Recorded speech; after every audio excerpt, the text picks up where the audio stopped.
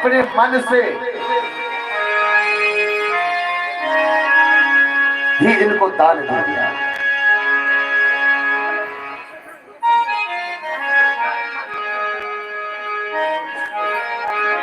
बलि गुरुजी की बात नहीं माना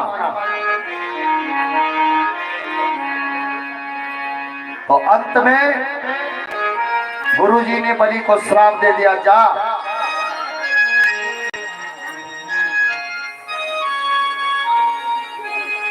श्राप दिया गुरुजी ने। तो गुरुजी चल पड़े। भगवान ने अब संकल्प पढ़ना शुरू किया और संकल्प करने के लिए जैसे ही जल की आवश्यकता होती है तो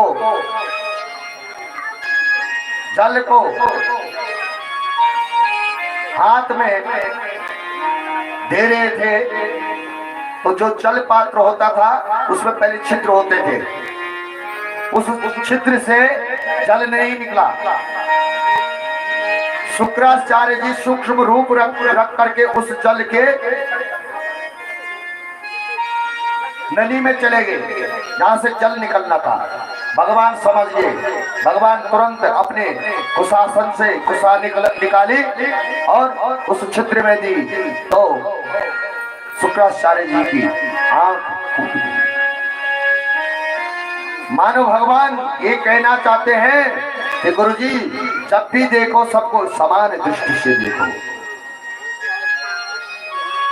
संकल्प पूर्ण होते ही भगवान का तुरंत विराट रूप प्रकट हो गया। बोलो विराट भगवान की। भगवान का विराट रूप प्रकट हो गया है। भगवान बोले बलि अब देखो हमारा नाम। एक चरण में भगवान ने अतल पितल सुतल तलातल महातल रसातल और पाताल लोक को नाप दिया। दूसरा चरण बढ़ाया तो भू भुआ स्व मह जन तप और सत्य लोक को पार करके ब्रह्मांड कटा के बाहर की चिन्मय धारा उस ब्रह्मांड के बाहर विवर में प्रविष्ट हो गई। जलधारा भगवान के चरणों को धोती हुई नीचे गिरी तो ब्रह्मलोक में ब्रह्मा जी अपने कमंडल में रख दिया। भगवान का वह चरणोदक धारण करके ब्रह्मा जी ने एक कमंडल से ध्रुवलोक चंद्रमंडल स्वर्ग मंडल में आ गई और स्वर्ग लोक में आकर के उस जलधारा के 4 विभाग हुए। उसमें अलकनंदा नाम की जलधारा गंधमादन पर्वत पर आकर के गिरी और गोमुख से होकर के पूरे भारत में सागर में विलीन हो गई। बोलो गंगा मैया की। वही नारायण के चरणों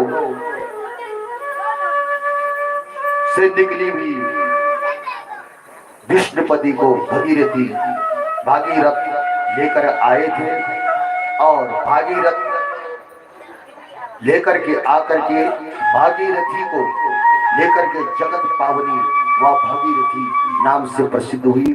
भगवान बोले अब बताओ बलि जी 2 पैर में 2 पद में मैंने सारे 14 भुवनी जो थी वो नाप लिए, अब ये तीसरा पैर कहाँ रखूं? तो बलि भी राजा था, दानी था। कहा बोला भगवान आप ये बताओ कि धनवान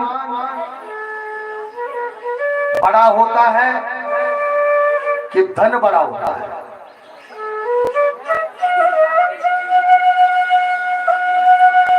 तो भगवान बोले धनवान बड़ा होता है। तो बलि बोला कि धनवान आपके सामने खड़ा है, ये तीसरा पद मेरे मस्तक पर रख दो। मुझे दाता को भी स्वीकार करो।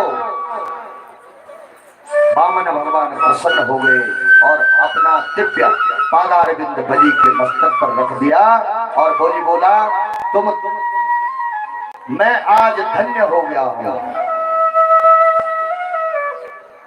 भगवान की इस छवि को देख करके मैं धन्य हो गया हूं। तब तो वहां प्रहलाद भी प्रकट हो गए।